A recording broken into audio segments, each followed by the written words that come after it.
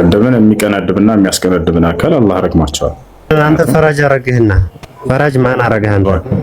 ልክስክስ ማን ፈራጅ አረግህ አንተ? አንተ አላህ ነህ እንዴ? የአላህ ምትክ ነህ። በቃ አላህ ማንነቱ ስለማይታወቅ የአላህ ምትክ ስለሆንክ ተናዷል። ይሄ ልጅ አምላኬ አንድ ነው ብሎ ነበር የሚያምነው እስከዛሬ።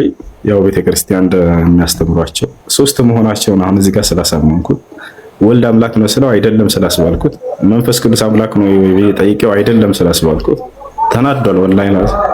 አትናደድ። ወንድ ልጅ ነህ፣ እንደ ወንድ ረጋ ብለህ አውራ። ትልቅ ሰው ነህ፣ ረጋ ብለህ በእውቀታዊ ወሬ እናውራሽ። አትሳደብ። ስላንተ አላህ ትንሽ እንትን በል እስኪ።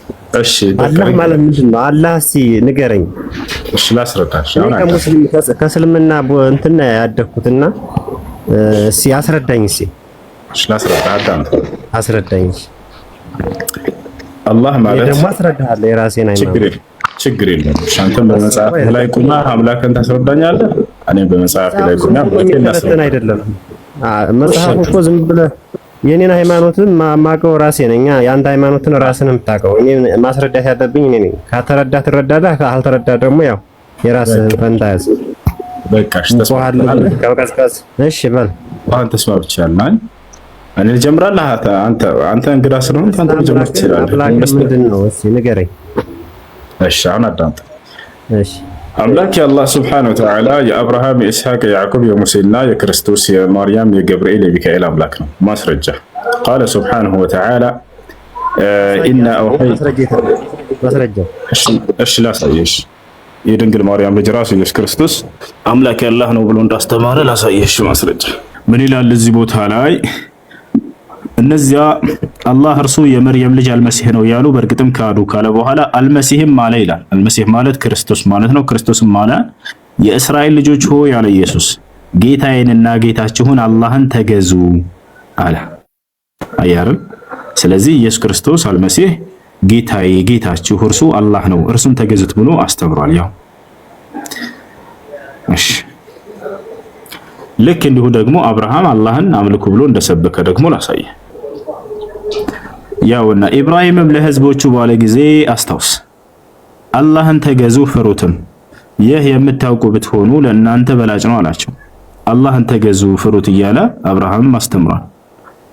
ይህ ነው። አሁን ግን አንተ እስኪ ስለ አምላክህ ደግሞ አስረዳ። ማን ነው አምላክህ? እስኪ ጸጥ ብለን እናዳምጥ። ማን ነው የጻፈው ይሄን? ነብዩ መሐመድ አይደለ? ነብዩ መሐመድ ሰለላሁ ዐለይሂ ወሰለም በዘመናቸው መልአኩ ገብርኤል ለእርሳቸው አወርዶላቸው ያለ መልአክ ለነብያት ሲገለጥ የነበረው እርሳቸው በሰሃቦቻቸው አስተማሯቸው። በዚህ ዘመን ማን ሰጠው? እሺ ገብርኤል መልአኩ ገብርኤል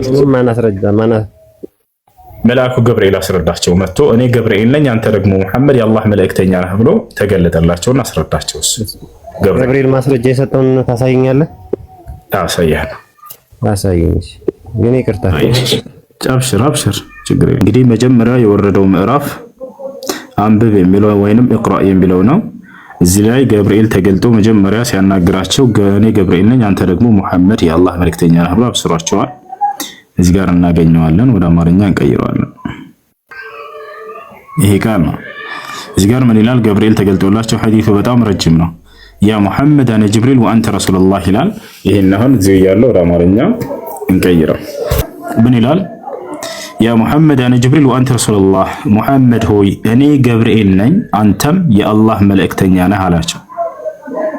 እኔ ገብርኤል ነኝ አንተም የአላህ መልእክተኛ ነህ አላቸው። ስለዚህ ራሱ መልአኩ ገብርኤል ለነብዩ መሐመድ ሰለላሁ ዐለይሂ ወሰለም ተገልጦላቸው መልእክተኛነታቸውን አብስሮላቸው እርሱ ደግሞ ገብርኤል እንደሆነ ነግሯቸው እርሱ ራሱ ነው ቁርአንን ያወረደላቸው። ቁርአንን ያወረደላቸው ከአላህ ዘንድ ገብርኤል ለመሆኑ እዛው ላይ ማስረጃ እንመልከት። ቃል በቃል ለጅብሪል ወይንም ለገብርኤል ጠላት የሆነ ሰው በቁጭት ይሙት በላቸው። እርሱ ገብርኤል ማለት ነው ቁርአንን ከበፊቱ ለነበሩት መጽሐፍት አረጋጋጭ ለምእመናን መሪና ብስራት ሲሆን በአላህ ፍቃድ በልብህ ላይ አውርዶታል ይላል።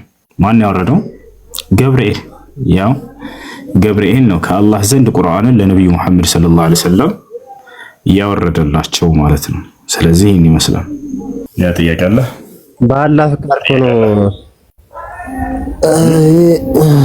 እሺ በቃ ችግር የለም። ሃይ ቁርአን ላይ ነው እሱ አሁን?